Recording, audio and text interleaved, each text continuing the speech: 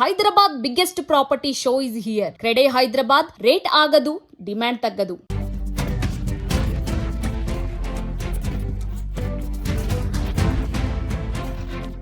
ఇక మీదట రాత్రి 10 దాటితే బస్ దొరకదేమో అనే టెన్షన్ ఇంకా అవసరమే లేదు.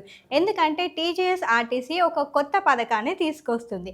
సో ఆగస్ట్ 29 తర్వాత రాత్రి 10 గంటల తర్వాత కూడా సిటీలో ఆర్టీసీ బస్సులు తిరుగుతాయి. సో కొన్ని ప్రధాన రూట్లను అయితే ఇప్పుడు ఆర్టీసీ ప్రస్తుతానికి ఎంచుకుంది.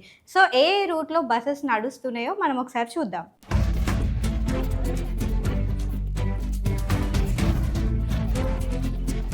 10H సికింద్రాబాద్ టు హైటెక్ City, 290U Hayat Nagar to JBS, 195 Medchal to Gachibowli, 222A Koti to Patancheru hitech city మీదుగా, 219 సికింద్రాబాద్ టు పటాన్చెరు, 218 కోటి టు పటాన్చెరు. సో ఇప్పుడైతే ప్రధానంగా ఈ రూట్లలో కొన్ని బస్సులు అయితే అవైలబుల్గా ఉంటాయి ఆగస్ట్ 29 నుంచి.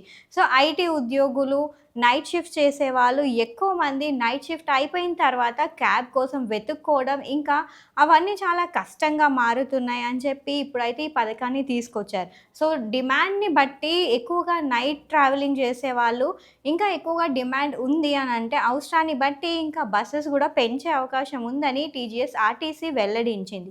ప్రధానంగా ఈ రూట్లలో అయితే బస్సులు నడుస్తూ ఉంటాయి. 35 నిమిషాల నుంచి ఒక 1 అవర్ వ్యవధిలో ప్రతి రూట్లో ఒక్కో బస్ తిరిగేలా చేస్తామని, సో అవసరాన్ని బట్టి బస్సులు ఇంకా పెంచాలా లేదా కొన్ని రూట్లో తగ్గించాలా, ఏ రూట్లో ఎక్కువగా అవసరం ఉంది అనే దానిపైన రీసెర్చ్ కూడా చేస్తారు.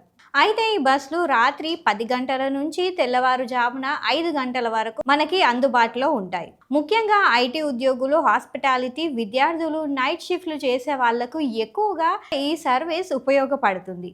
ఇంకా నైట్ షిఫ్ట్ అయిపోయిన తర్వాత ఏ భయం లేకుండా ఆర్టీసీలో ప్రయాణం చేయొచ్చు. హైదరాబాద్లో నైట్ లైఫ్ పెరుగుతున్నప్పటి నుంచి ఆర్టీసీ కూడా ఇప్పుడు నైట్ షిఫ్ట్లోకి అడుగు పెడుతుంది.